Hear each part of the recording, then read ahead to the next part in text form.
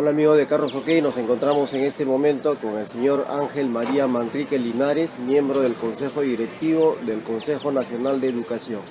Ángel María, ayer se inauguró el seminario Futuro País orientado hacia el 2036. ¿Cuál es tu perspectiva futura? ¿Cuál es tu visión de aquí al 2036?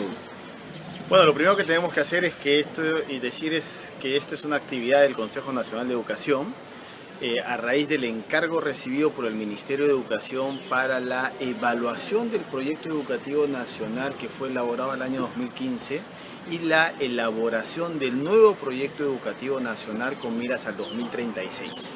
Esto implica de que el Consejo Nacional de Educación, cumpliendo el mandato de la Ley General de Educación, tiene que elaborar el conjunto de políticas de mediano y largo plazo en materia de educación que se van a implementar en el país. A partir de ese encargo del Ministerio, lo que tenemos previsto es un conjunto de actividades, tanto en Lima como en las demás regiones del país, para recoger la opinión, los aportes, las críticas, los cuestionamientos sobre todo el conjunto de políticas educativas implementadas hasta la fecha y a partir de esa evaluación qué tipo de políticas debieran enrumbarse en los próximos años. En cuanto a la mejora de la medición PISA, ¿cuáles son los lineamientos?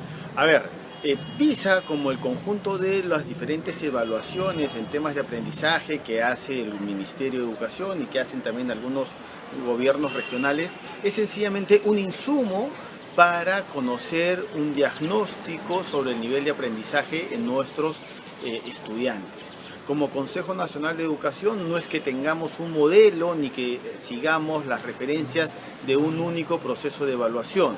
Todo lo contrario, lo que estamos viendo es solamente recoger los diferentes insumos para que a partir de eso podamos proyectar las políticas educativas en el mediano plazo. Por eso es que además justamente el seminario taller que estamos desarrollando en estos días congrega a reflexionar qué tipo de país queremos en el mediano plazo. Porque a partir de esa reflexión vamos a ir viendo efectivamente cuáles son la labor de las instituciones educativas, cuál es la labor de nuestros docentes, cuáles son los retos que tenemos nosotros ya como ciudadanos en ese mediano y largo plazo. ¿Cuáles son las prioridades? El Consejo Nacional de Educación siempre ha tenido como prioridades, ¿no?, el lograr un proceso educativo con equidad y calidad. Esto implica que el servicio educativo tiene que llegar a toda la población en el país, independientemente de su ubicación geográfica, de sus restricciones, ya sea a nivel de transporte, a nivel cultural, a nivel lingüístico. Desde el Consejo Nacional siempre hemos priorizado de que la educación es un derecho de todos los niños y niñas y adolescentes en el país y eso implica justamente de que el Estado en sus diferentes niveles de gobierno tiene que elaborar política para atender esa necesidad diversa en todo el territorio nacional. Esa siempre ha sido una de las prioridades dentro del Consejo Nacional.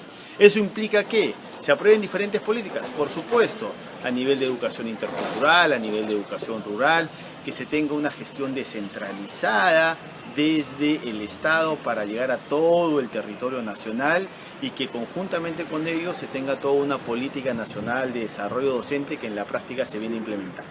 Instruir corresponde a la labor gubernamental, formar corresponde a la parte familiar. ¿Cómo van a caminar en forma paralela? ¿Lo han planeado? Particularmente yo creo que todos tenemos la función de educar. Y educar implica efectivamente no la repetición de contenidos, no la repetición de acciones, sino por sobre todo desarrollar en nuestros estudiantes una capacidad reflexiva crítica respecto de la información que se tiene, respecto del entorno en el que vivimos, respecto de la comunidad que integramos. Esa es la principal misión que tenemos todos los actores, familias, Estado, autoridades, ciudadanos, para lograr un mejor país en el Perú. Estamos en el 2017, de manera coincidente el 2036, una persona ya se convierte en ciudadano ya responsable. Perú, 18 años, ya es una persona mayor de edad. lo que implica que a los 18 años esa persona de repente tendrá posibilidades de acceder a determinados servicios. Lamentablemente en Perú un profesional termina la universidad y sale a taxiar. ¿Qué piensan hacer respecto a esto? Justamente una de las mesas en donde estamos desarrollando en este seminario taller es ver cómo va a ir creciendo el proceso de empleo y de subempleo en el país.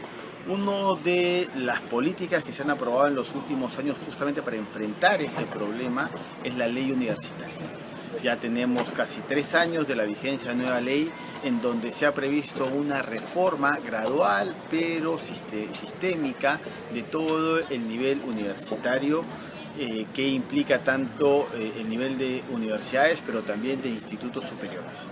Eso ha implicado una nueva ley universitaria, una nueva ley de institutos y somos conscientes de que el reto de la educación superior tiene que irse enfrentando con políticas en donde el Estado ejerce un rol rector en toda la educación superior y que no está sometido únicamente a las reglas del mercado.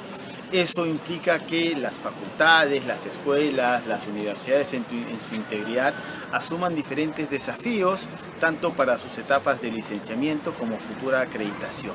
Esas son parte de las políticas que se van implementando justamente para atender el problema que advierte sobre el subempleo.